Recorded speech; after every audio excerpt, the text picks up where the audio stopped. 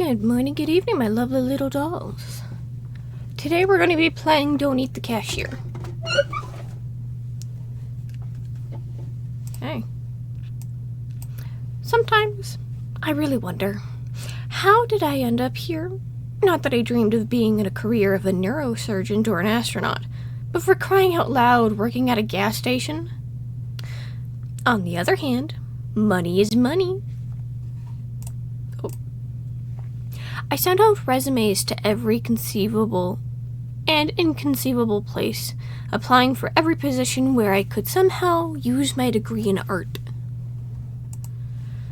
0 responses. I had to swallow my pride and find at least something. I found this note stuck to the glass of the bus stop. Human organisms wanted for work at gas station. Organisms. Duties include selling food for mouth, silence and obedience, household tasks, obeying those who are more ancient, friendly team offers, new and old faces of friends, long and different life, consumption of non-nourishment, juicy tips for human races. Food for mouth. Seriously? This guy's got a style of his own. Apparently, the manager is just an eccentric dude. Or is this their new marketing tactic to grab attention? Not sketchy at all? Nah. Whatever. People often told me that I have my quirks too. And that even if they haven't seen my fursuit, well, whatever. As long as he's not a complete jerk who'll hit on me or make me scrub the floors with a toothbrush. Oh! Hello? There's a tie.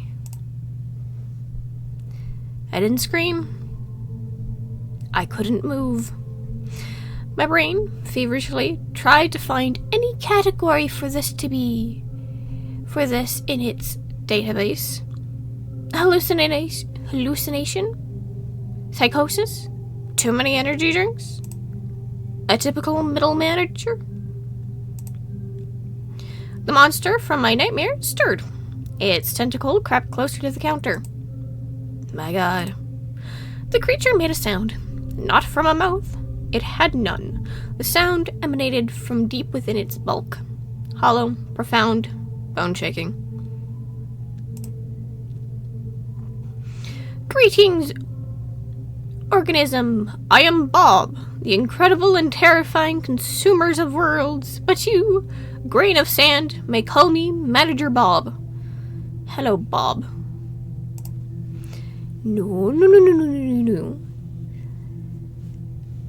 My favorite gas station in any video game is the level Fuel Station Launch in Jedi Knight's Dark Forces 2. Oh, goodness. Oh, no. This isn't real. I'm dreaming. I need to wake up. Our manager's name is Bob. Why is there a gnome? You will sell food for mouths and obey me, for I am ancient. Memorize the rules of this establishment, for my patience is as limited as the salary I offer you. Oh. Rule number 1. You sell, no matter what. Chicken, food for the mouth. Gremlin food. Noodles made from cursed souls. Lottery tickets for an extra-limbed raffles. Discount rot. Ritual foil. Everything must be sold. He points directly at me with that creepy, slimy tentacle. It has an eye. Every miserable unit of currency brings me closer to triumph. Exit from this pitiful hole. I pinch myself, but I don't wake up. Rule number 2. Be polite to customers. Ignore bald spots in werewolf fur and watch out for drafts when ectoplasmic energetic entities are in the store. What? But don't let them get too bold. Customers are just walking containers for currency, and they should only pay in monetary units. Payment is existential dread, or hair of the dead is not accepted. Many of them come in here just to chat because they're idle and purposeless organisms. Your task is to make them part with their currency anyway. Oh, capitalism. Gotcha. It is also your duty to heal organisms if they are injured using special kits. If they die, they cannot give away currency.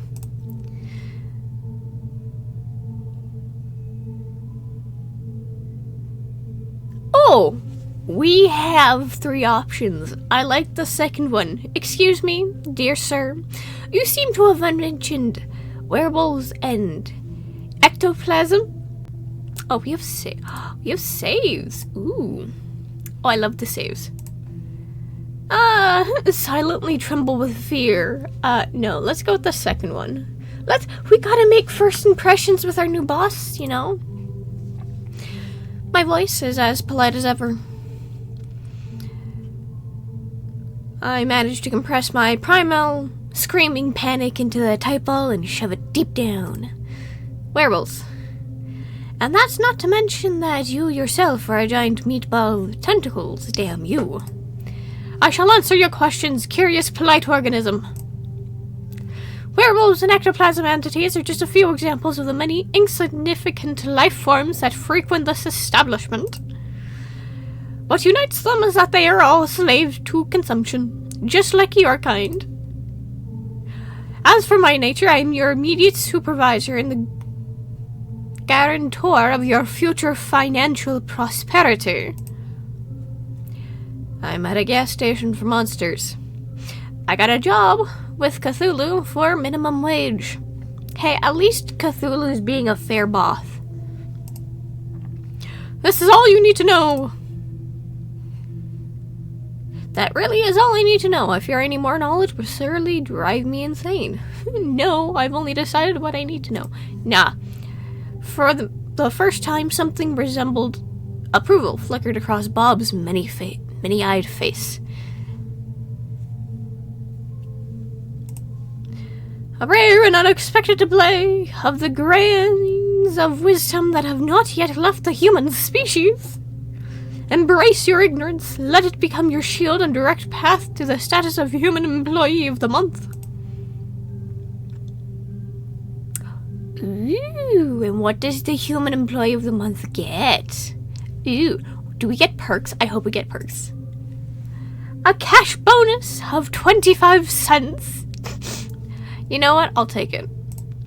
I understand that you humans are already extremely excited about this, but that's not all. You will also have access to the elite manager's restroom for 1 full work cycle.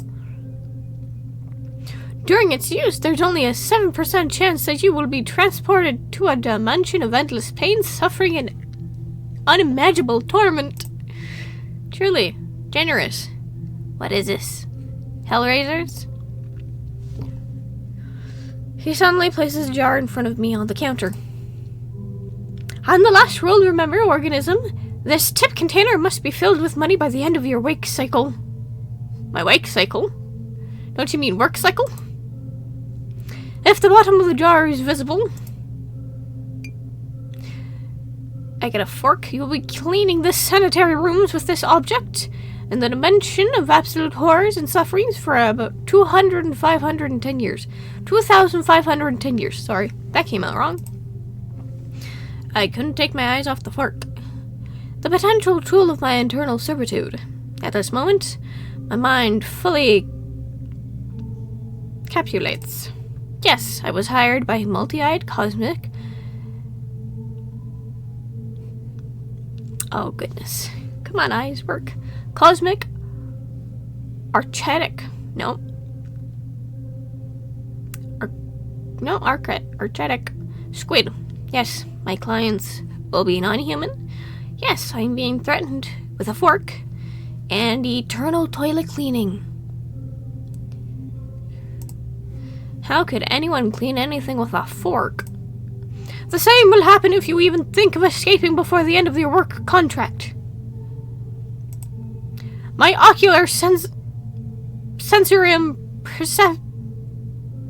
perceives the subtles of matters. It will detect you in any corner of this pitiful planetary sphere. Crap. I'm stuck here. I'm in a trap. Do you understand, organism?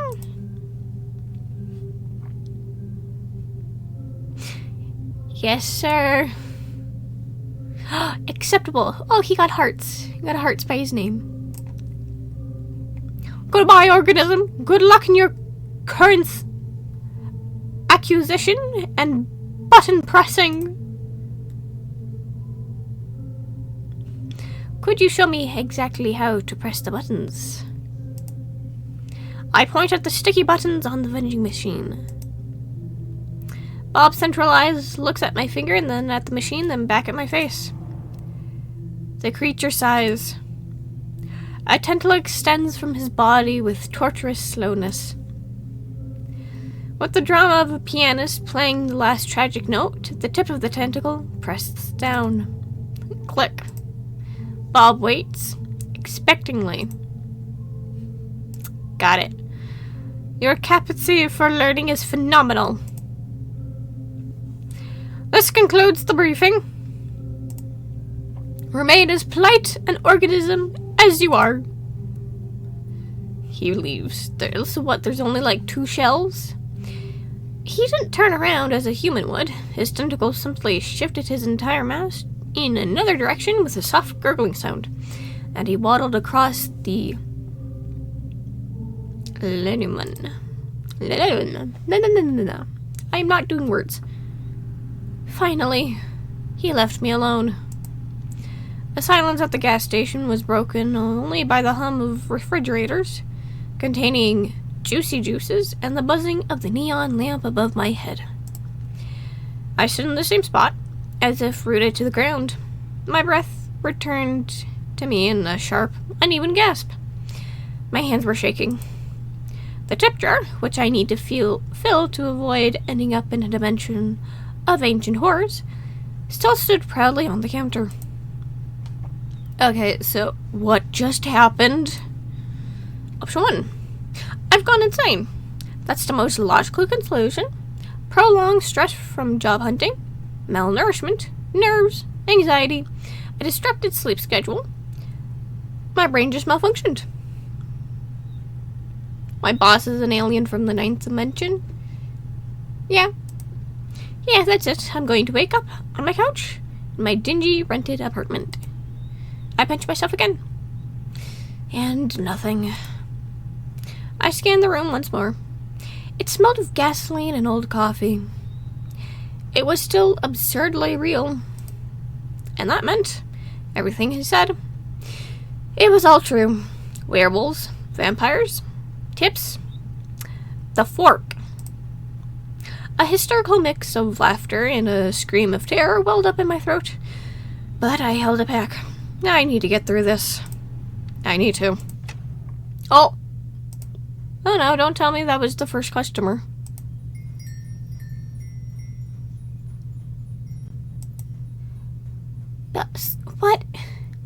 What the? Oh, it's a Jester. Hello. Shoot. Where did this clown come from? Excuse me, he's clearly a Jester. I have found someone up my alley. It took great effort not to look away from those red...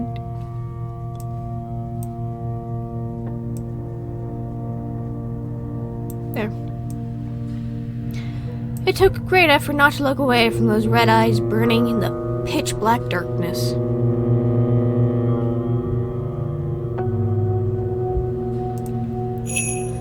Is he amused? Is he wondering if I'm tasty?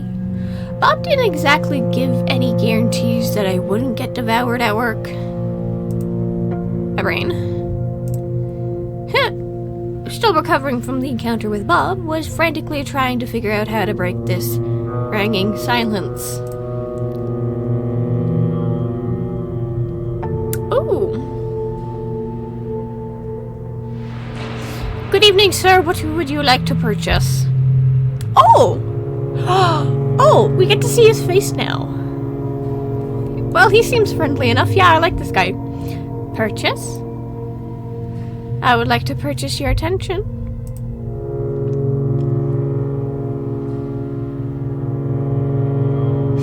Oh. I suppose it's free. Make a wink, but only for you, sir. Oh, we can flirt immediately? I suppose that's free. It's sort of included in the service package. You're lucky, esteemed sir. My attention is on sale today. I'm not sure that's on the sale list, however. There are plenty of other things. What would you like to purchase? You know what? We're going to flirt with him. Oh! For me? Only for me? We got him to blush. You know what? I like this guy. You spoil me to receive such an exclusive treasure released in a limited edition. I feel like a king, although am I not already a king? No matter, I've never felt more regal than I do now. Well, I accept this generous offer, but a deal requires balance, doesn't it? In exchange for your attention, you shall receive mine. Hooray! Do it. We're gonna flirt with the Jester. My god, another crazy person with a strange way of speaking. He has a lock on his chest. I love the bells. I love his costume, what we can see of it. And he seems in the mood for a chat. So, what is this beautiful, charming lady like yourself doing in a dreadful, dirty island of misfortune? Or rather, what is a place like this doing with such a charming lady as you? Oh wait, where are my manners? I suppose I must introduce myself. I have many names, most of which do not fit to be spoken in the company of a lovely lady. The nicest I've heard is the Mad King. Okay, I hope this isn't too loud. A title I plan to pass from me to myself for the coming centuries. However, my mortal mother named me Dayren. Yeah, Dayren.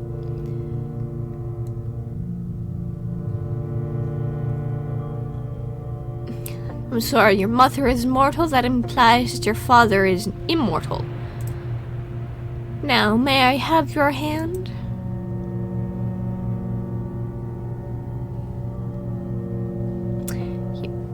Okay, we're gonna save.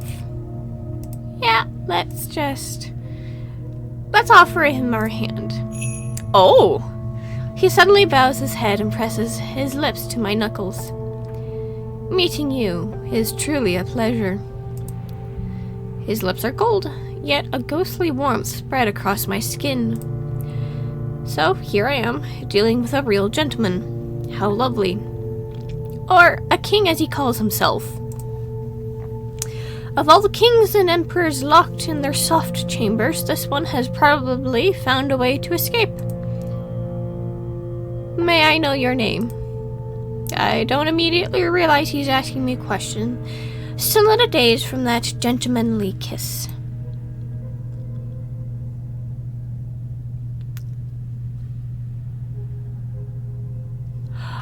Oh, my name is Kimari, but I'm also a queen. The queen of the gas station. Can we just go with this and see how he responds? Yeah, quick save. My name is Kimari. I refuse to reveal my true identity. Demons always do terrifying things with them. No, first one. First one seems like the best option. I mean, these two, this one's kind of indifference. These ones are usually, I don't like this. Go for it. Yes. Queen, your majesty. He liked it. Yay. Can we get a tip after this?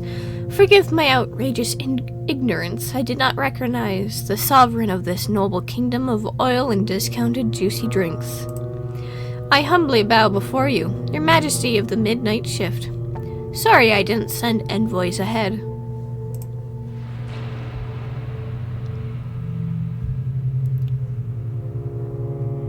Ooh, I grant you my royal pardon. So are we going to sell the Jester some good and or services? Yeah.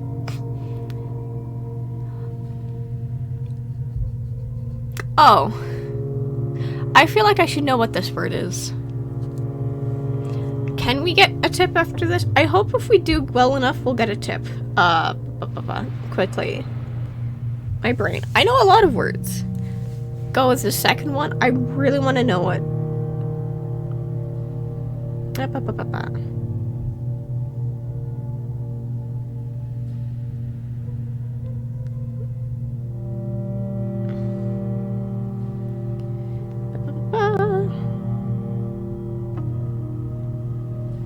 Okay.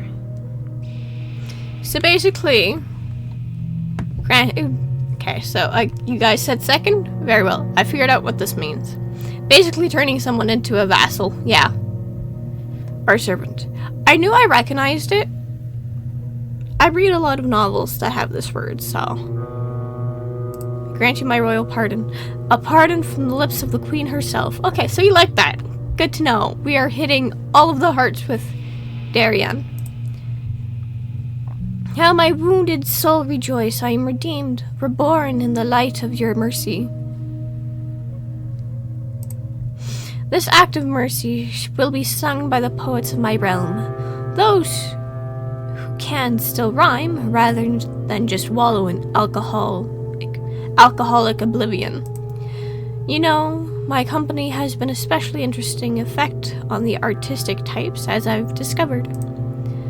Nothing surprising there. It seems I've gone mad myself, or halfway there. Maybe it happened around the time I decided to become an artist. I am indeed exchanging silly jokes with some mysterious, toothy entity, as if it's nothing. The entity that kissed my hand. Clearly, this guy could be the royal jester. Yes, he could be. Maybe I just adapted to this new profession real quickly. Or perhaps I had a stash of nerves of steel in a bag.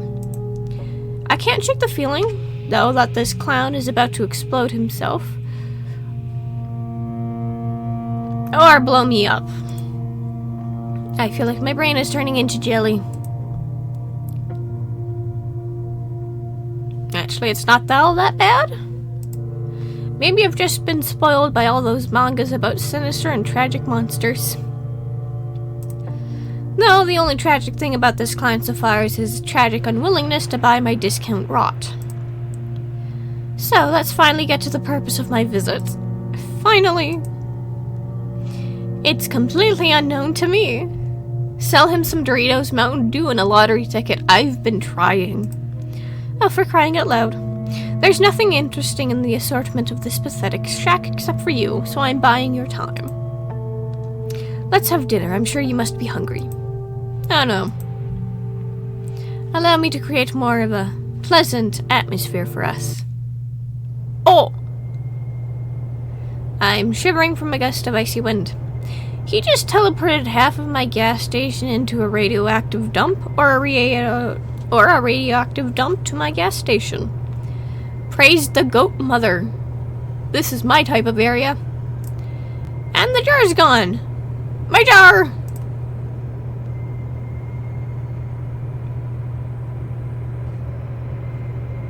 The cash register is still there. So is the gnome. What a wonderful place for dinner. Radioactive cockroaches on the menu?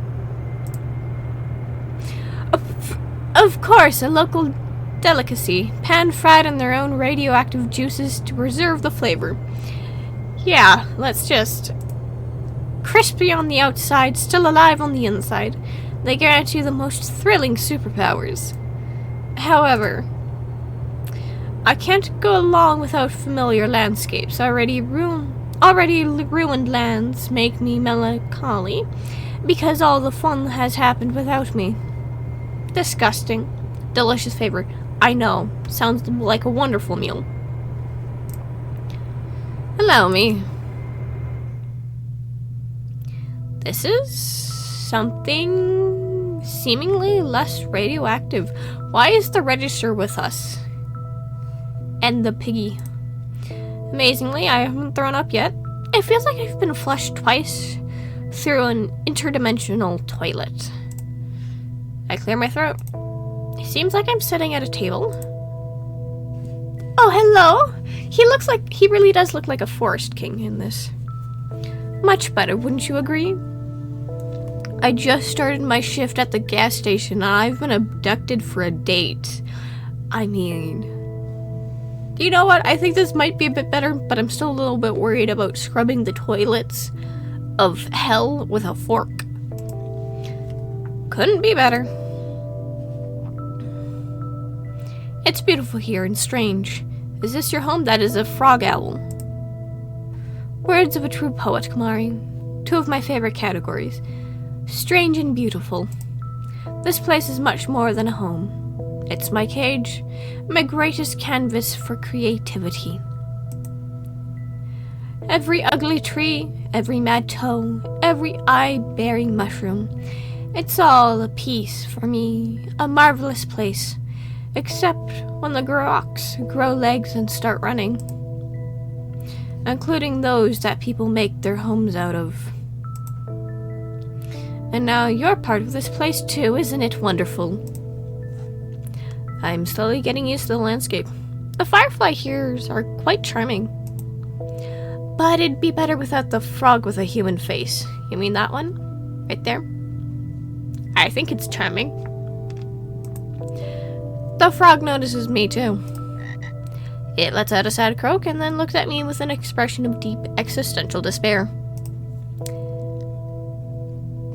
Oh, you could ask. Point to the frog with the human face. Who is that? Who is the frog? That's Lore, one of the brave souls who dare to challenge my authority. My dear friend, who once walked the path of adventure. However, he didn't foresee the possibility of being turned into a frog on a whim. He even tried to wield a sword with his tiny frog legs. Fought to the end. A true warrior. Now, however, his foes are mosquitoes and bigger frogs. Tell me, dear, does he bother you? His little existential froggy cries, I mean. Is it ruining the ambience? He looked at me with an intense, interested expression.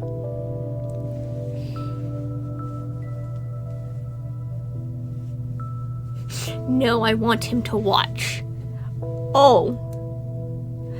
You know what? This might get his attention. It's either I don't mind Lore, or no, I want him to watch and suffer. Yes, please disintegrate him. You know what? Let's torture Lore by just having him watch us. Let's see where that's gonna go. No. We are gonna save though, because these are interesting options. I want him to watch. Watch life pass him by. See us enjoy a dinner with more than just mosquitoes and swamp water.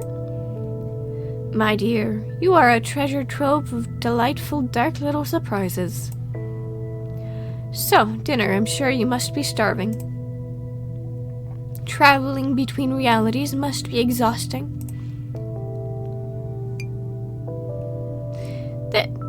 This looks strange, but it smells delicious. Meat with honey? And next to the meat is purple soup, possibly made from a less fortunate cashier. Whether the food is poisonous or not, if I refuse, His Highness might turn me into a frog too. So I pick up a fork from the table, and this is the most delicious thing I've ever tasted. It is 100 times better than those cheap instant noodles I usually buy in supermarkets. Oh yeah, no, we are so dead. Even the fact that I'm currently in some other universe, surprisingly, doesn't seem to harm my appetite. It seems you enjoy our cuisine. My chefs have always managed to cook well, on those occasions when I notice it. I assure you, you won't regret this dinner. At least not for the first half hour after the meal.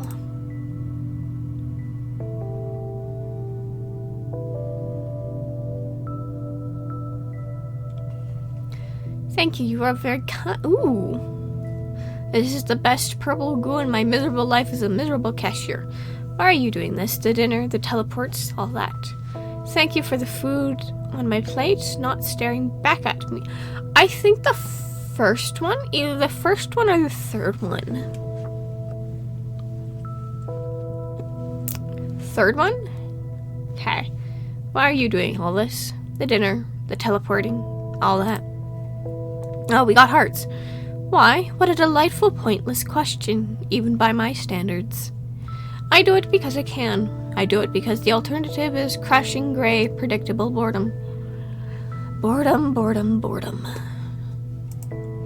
I brought you here, Kamari, because for the first time in a very, very long time, you are not boring.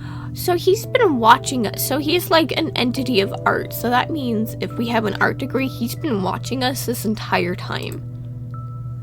Because you fear me less than my subjects do, you can hold a meaningful, albeit questionable, conversation.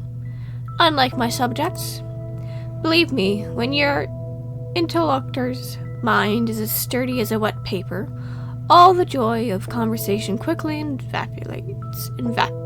evaporates. There we go.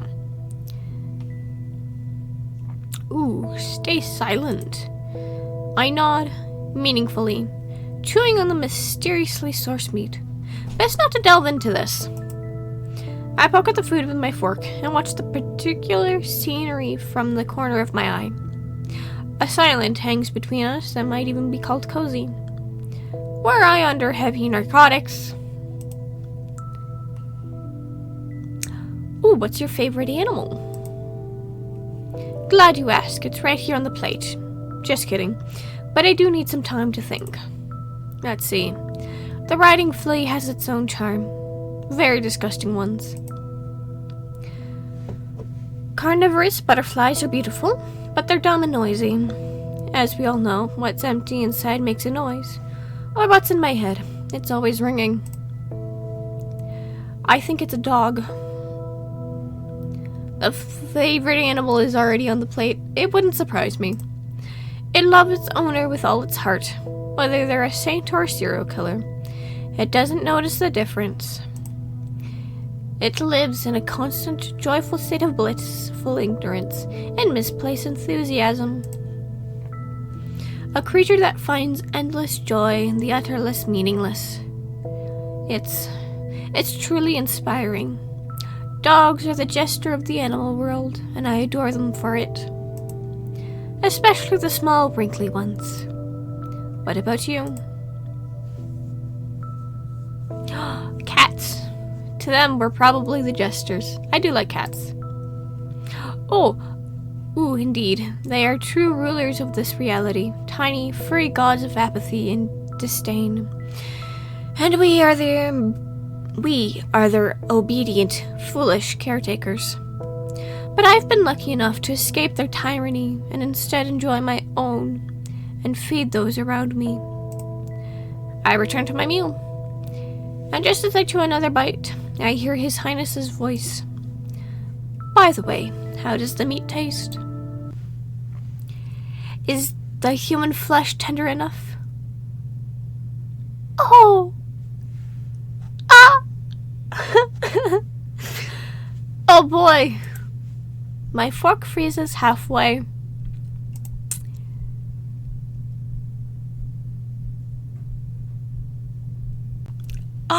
Not as tasty as the one I had the day before yesterday. Chew while looking at him in the eye. You're the law here. You know what? Power move. Let's go.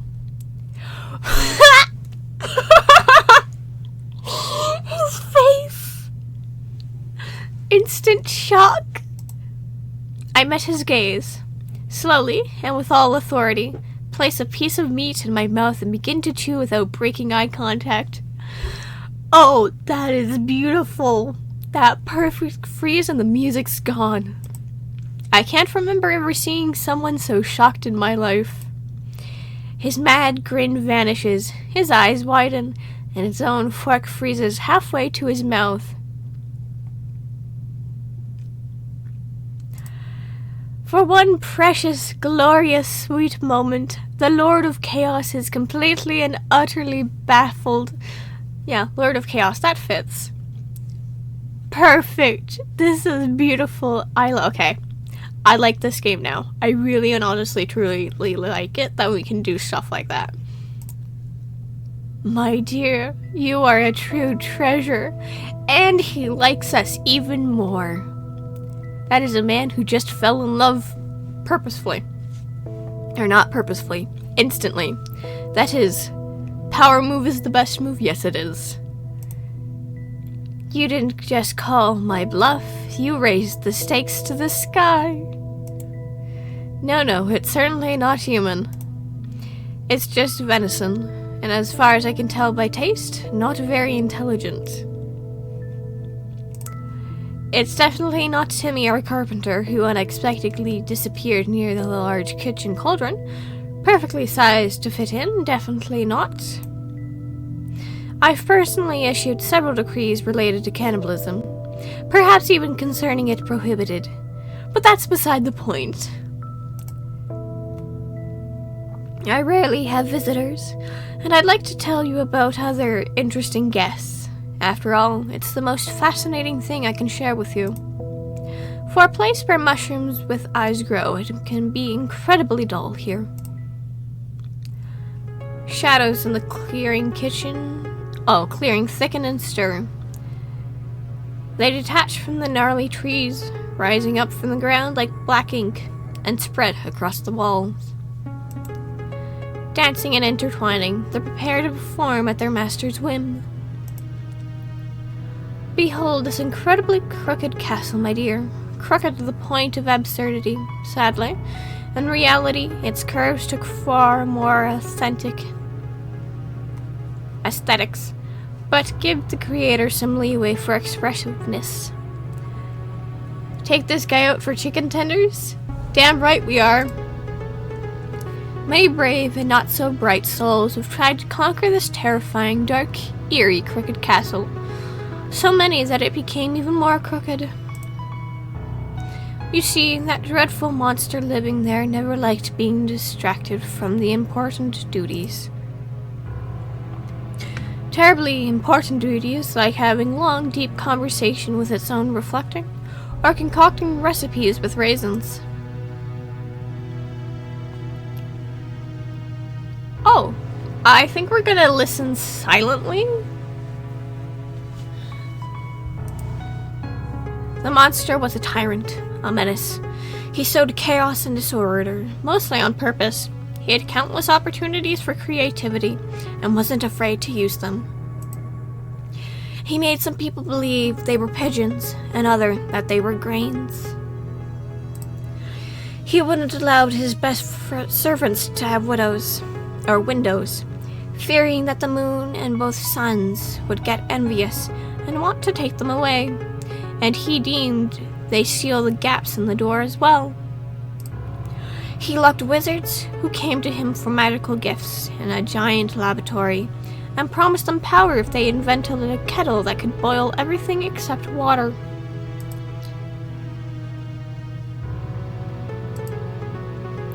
But behold, a ray of light in the dark kingdom, the first hero, Sir Laurie, yeah.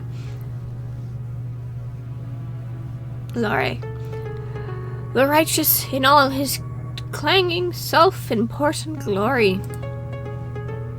He took a knee to rest briefly because the weight of his righteousness was bad for the health of his poor back. Following rumor spread by the same monster, he fought his way through the monster's loyal subjects too. By the way, where did he even find them? Most of my subjects are too busy contemplating the colors of suspenders for their suspenders or lamenting their fate. I cherish them for their imperfections. Anyway, it doesn't matter. They were probably the most restless of them. Every story needs minions. In any case, our hero descended into the Grotto of Despair, the Grotto of Tentacles. Imagine the most sinister name you can conjure. The Grotto of Despair sounds about right. Indeed, it is a place where one can so wonderfully despair.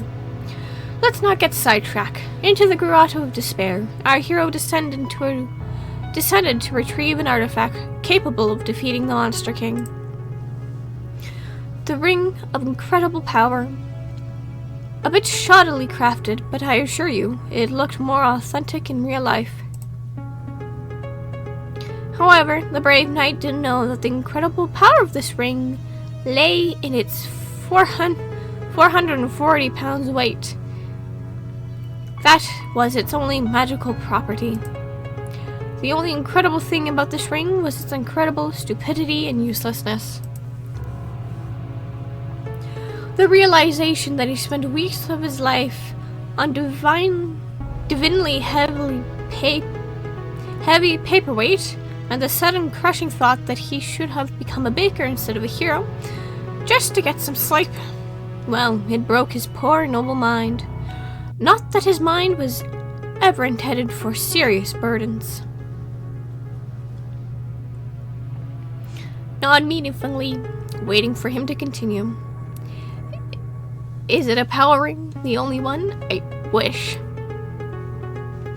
So, the night perished.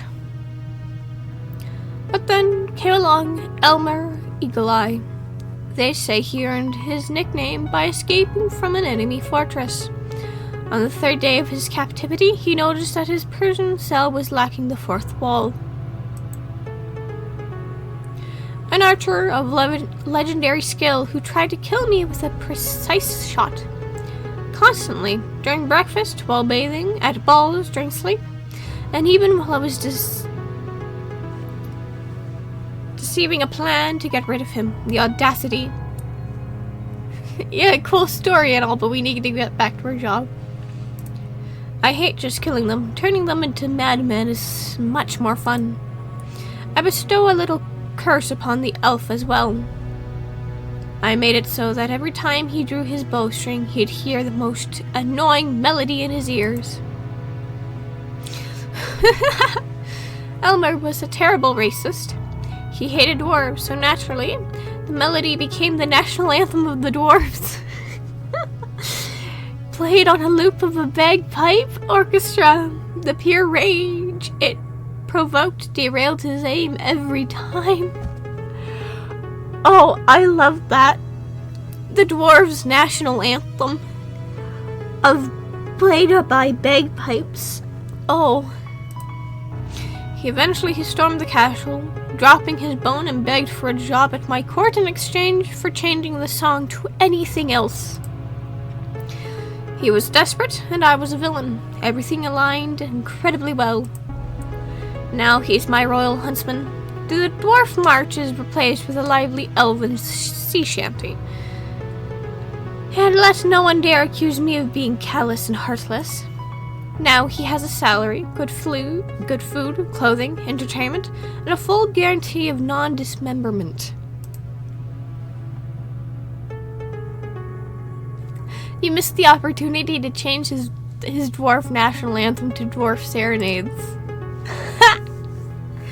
Kamari, where were you before? Horse odds and comparisons to long stealth cities, endless rhymes, verses about the shine of a beloved beard. Oh, a guaranteed changes everything? Yes, it does. It's a refined, devilish thing. Why didn't I think of it myself? To torment a man not only with the sound of war and patriotism, but with the clumsy, heartfelt caterwauling of a species he despises. Turning a love song into an instrument of pure, heart-wrenching agony. Brilliant. Well, I'll steal your idea for the future. And finally, the witch. A classic giant hat, under which you could easily fit another witch. She tried a different approach. Seduction. She attempted to charm me, to gain my trust, to become my spouse. A fatal miscalculation. She didn't consider the fact that I never trusted big hats, or people, especially when both came hand in hand. Is this guy okay? Kind of a downer story? It seems kinda nice. And those who wear suspenders and a belt at the same time. A person who doesn't even trust their own pants certainly doesn't earn the trust of His Highness. Then again, I don't trust His Highness either. I don't trust myself, especially the left side of my brain, especially on Thursday. But back to hats. I hate big hats too, yes. Oh, you are my kindred spirit. Those hats are pretentious, so self-assured. They block the view, get stuck in doorways, and always hint that the wearer is compensating for something. I suspect the story ends with him asking us to join him on a deadly quest, and we will say yes. Usually a lack of magical talent or a pitiful personality. That's on a good day. And that's on a good day. You, my dear Kamari, have impeccable taste in headwear and, coincidentally, in everything else. It's a scientifically proven fact. Meanwhile, the witch was quite overt in her murderous intentions, jingling with all her concealed weapons. Why does a witch need so many hidden blades? She must have been very bad at witchery. In any case, she now resides in my dungeon. And you see, I haven't decided what to do with her yet. Oh, I like his eyes. Her fate is a blank slate. A story yet to be written, so I offer you the pen. I simply adore random choices. Give me yours, Kamari. What punishment befits hers?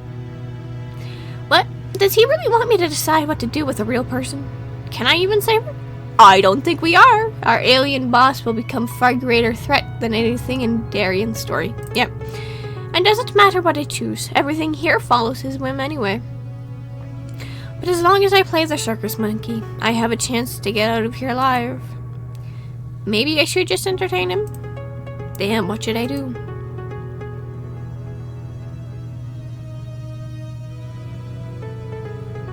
Turn her into a hat. A small one. The one who lives in a big hat shall become a small hat. The irony is so absurdly, it's beautiful. Come on, turning into a small hat? That's beautiful. Witch versus alien boss, we don't have to do anything. Oh, what a beautiful idea. So let it be. Let her be a small cap of eternal regret. She tried to get into my head, and now she can barely cover it. A brilliant sentence. Something's missing from this tale. You never told me about the monster itself. I suppose that's the end of the tale? Oh! Dear, who cares about these monsters anyway?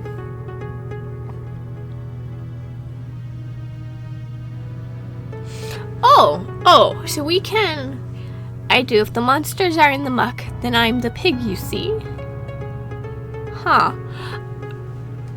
Let's save quickly. First one? Okay. How eloquent. Alright, I must admit. This will be my first performance like this.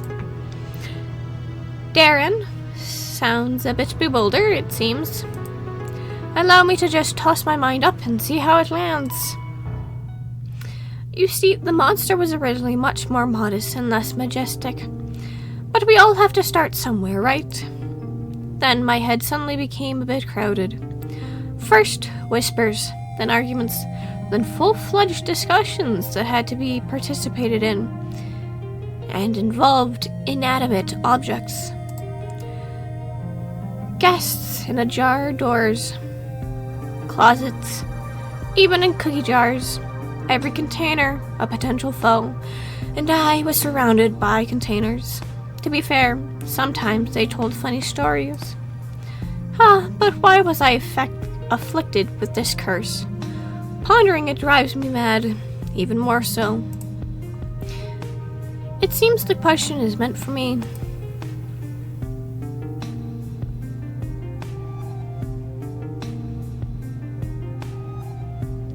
Were you cursed for arrogance, greed?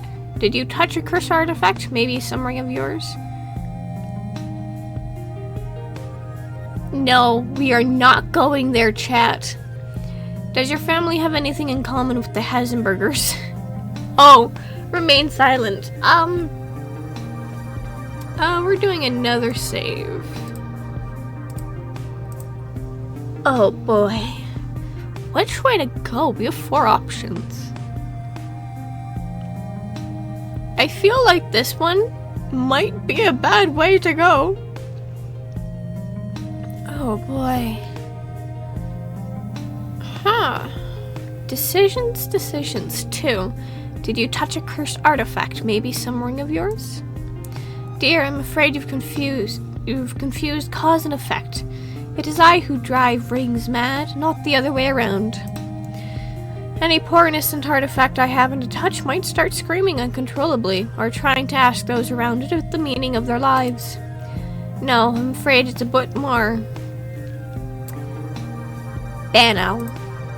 It's all about rotten blood, too pure. I beg your pardon. Inbred. His family is inbred. My great-grandfather issued a decree forbidding death from old age, and a distant aunt believed a colony of sentient mold was living in her walls, claiming her inheritance. But I always thought that I would be spared this fate. I had to be temporarily isolated to avoid embarrassing guests at royal balls, with the young prince pointing at noble lords and saying, "Ha ha, the gnomes finally got out from under my bed." Bland, yeah. Banal, bland. Yeah, that sounds about right. What a misfortune for the entire family, except for those in line for the throne before me. My death would have solved many problems for my family. And indeed, many of my own problems too. I made a decision. We made it, to be precise. There was already a whole council of us by then. However, Chaos had other plans. A god, a goddess, a cosmic clerical error. I don't know. Something ancient and terribly bored found itself a new source of entertainment. It offered me a throne, my own corner of reality to rule, where the fragments of my mind would become the law of the land. No more restrictions, or pants for my subjects if I wish. My subjects, at first, they disagreed, but then they came to terms, or their minds changed to fit their new reality. And here I am. A dramatic silence ensues. Perhaps I am the first being to hear the story in the centuries of his existence. I must choose my next word carefully. Okay, so the Jester before us is a prince, and now a Lord of Chaos.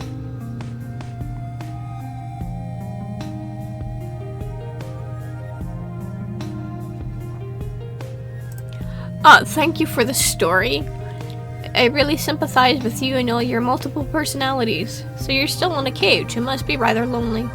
Shake your head. How can you just lock a family member in a tower? It's unthinkable. Will you give me a tip? Kind of surprising we went from working at an alien gas station to be told a fairy tale that may or may not have happened. Yeah, let's go with thank you for the story then, I guess. Let's go with number 5. 1, 2, 3, 4. Yeah, no. Let's go with number 5. 1, will you give me a tip? Really? No, thank you for the story. You're welcome, Kamari. To be honest, it wasn't great. I'll need to add more explosions. The shadows finally dissolve into nothingness. I just turned a living being into a hat, or rather became the catalyst for it. I wonder what kind of nightmares are warrants in such a case. I'm afraid royal duties await me. Our time is up. I shall send you back, Kamari. I raise from the chair. I squeeze my eyes shut. The light isn't blinding, even with my eyes closed. So unusual after all this darkness. The jar is full of money. It was all worth it. There we go. Haha. We just had to be polite. We didn't have to ask for a tip. We now have a jar full of tips. Greeting, organism. How is your work progressing? I see the first transaction was successful. Acceptable. This still doesn't save you from the threat of cleaning sanitary faculties, but it is a wonderful starting point for your entire tiny life. Work is going quite well, sir. Excellent. Maintain this level of productivity. You may be rewarded with an additional 5-minute feeding break, for if you can find food, rejoice in my generosity. Continue working. I am experiencing a positive emotional reaction. I am proud of you, and I will be even prouder if you require even more currency. Goodbye, Mr. Manager. Your tentacles shine particularly beautiful at this time of day. Your comments regarding the shine of my appendages is noted, organism.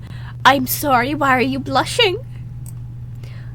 The secret is a meticulous regime of polishing them with void Bip okay slime. Your sliminess. Oh. You know what? He might take that as a compliment. Goodbye!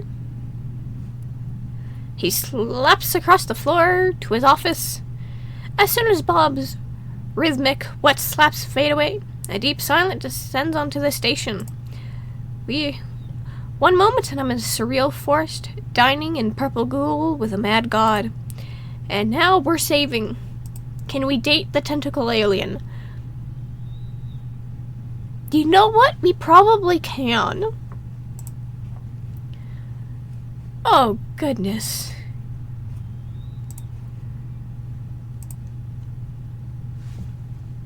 Okay, my lovely little dolls. We're gonna end this here. We now have a new series to start. So yay. This is gonna be fun.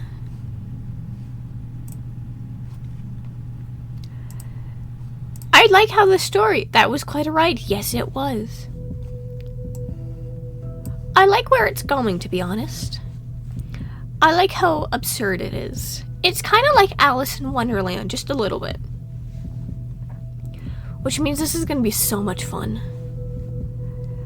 Okay, so it's gonna be the end today, my lovely little dolls. Don't forget to tune in throughout the rest of the week for more content. For those of you who get to see this later, don't forget to like and subscribe, hit the bell in the corner, and don't forget to leave a comment down below. I wish to know what everyone thinks. Thank you guys again so much for watching. Until our next meeting, my lovely little dolls.